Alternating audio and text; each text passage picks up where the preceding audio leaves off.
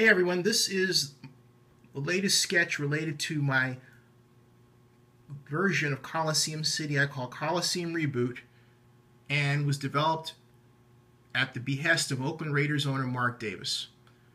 Let me explain what you're looking at here.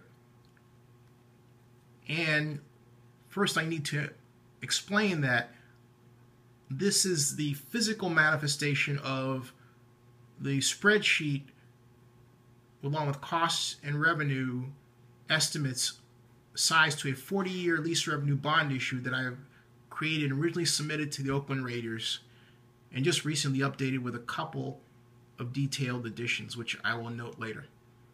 At any rate, what it calls for is this primarily new Raider Stadium. And note when I use the term primarily new, because what we're doing here is we are maintaining the east side. In fact, you'll note that the east side is retained here, but we sheathe it in a curtain wall. What that is basically a covering that hides the ramp access and gives us a nice uniform design that's lacking currently. The whole stadium will have the same design.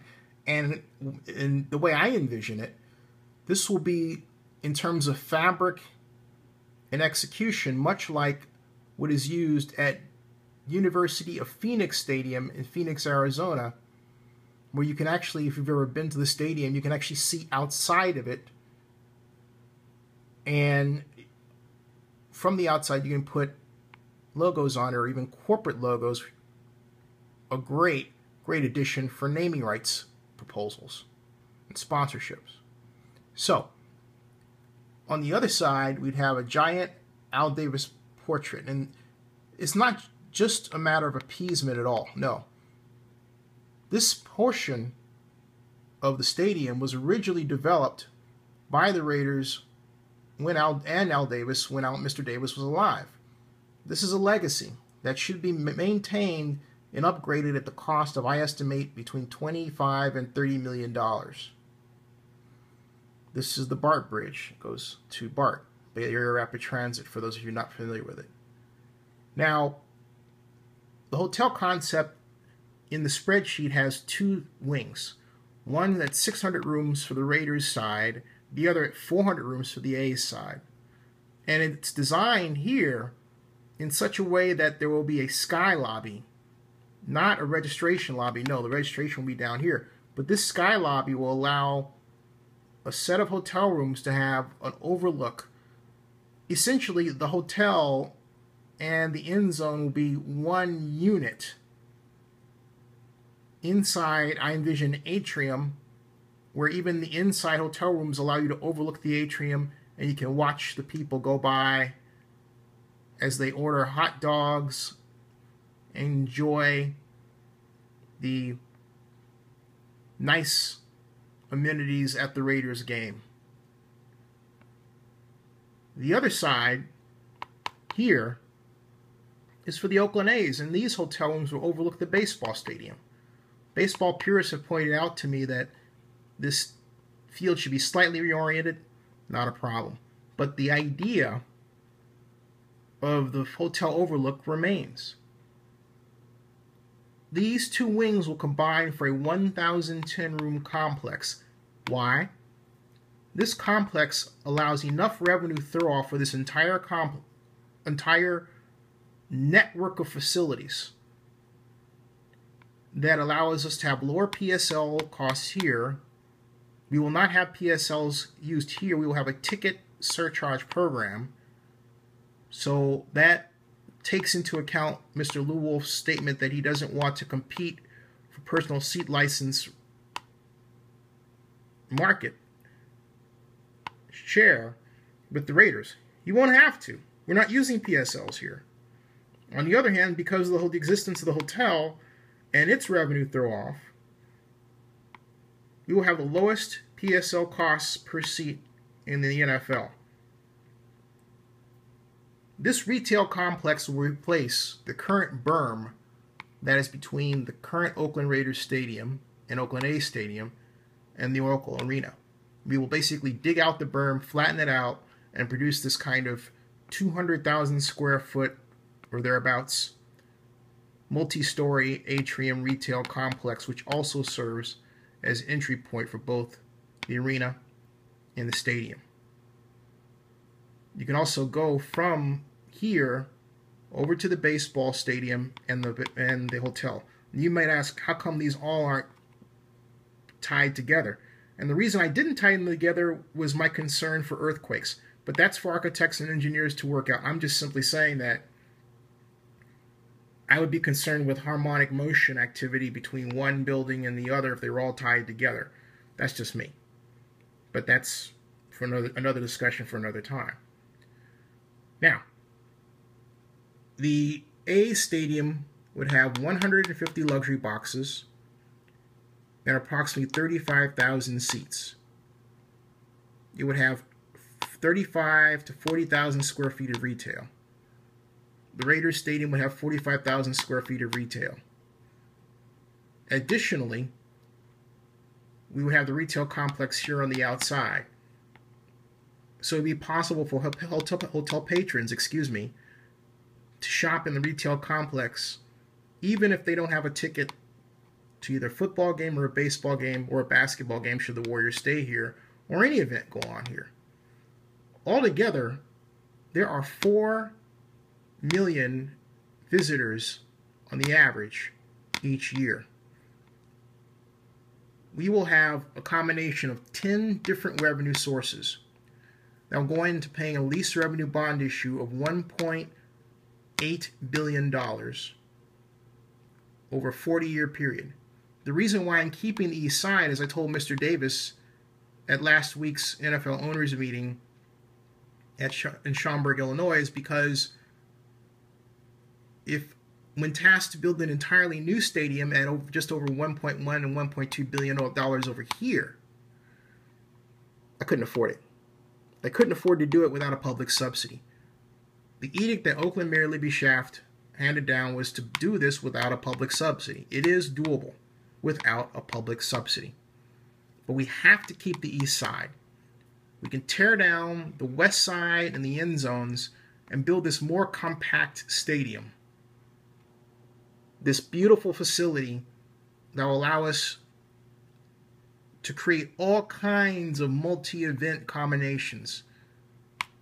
Day on the Green concerts as we had in the 70s. Special types of X Games and other types of events that we design. This facility will be unmatched in the entire world. There is no facility in the entire world that has this combination. None. We're wasting an opportunity and wasting precious time not doing this.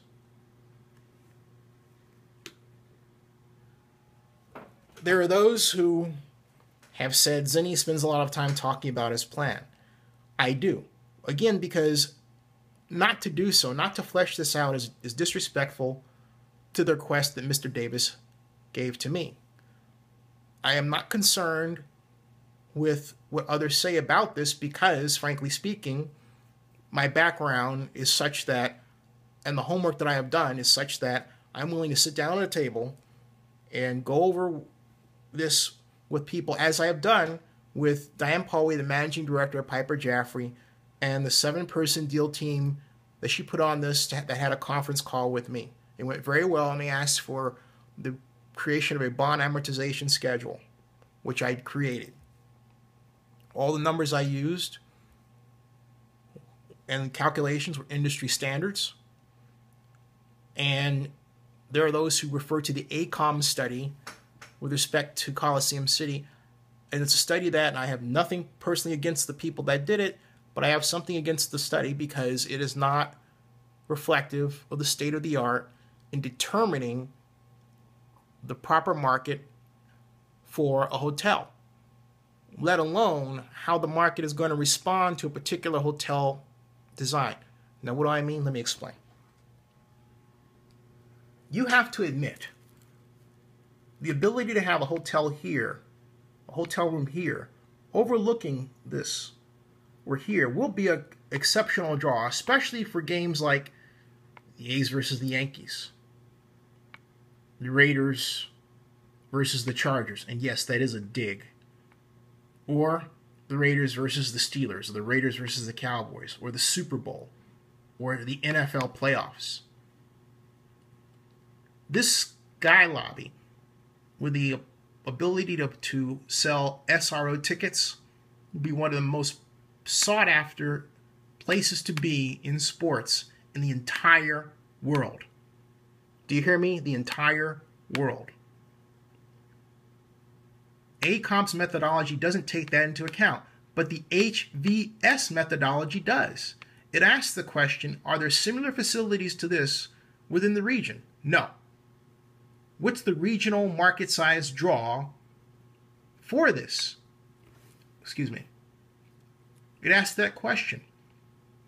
As I reported, we have over 4 million visitors annually here, which translates into a hotel room minimum stay demand of over 8 million, by one estimate, 8 million nights. That's on the conservative level. We only need about, by my calculation, 386,000 room night demand in the market. The market far surpasses that. The HVS methodology forces you to think that way. The ACOM methodology has nothing to do with that.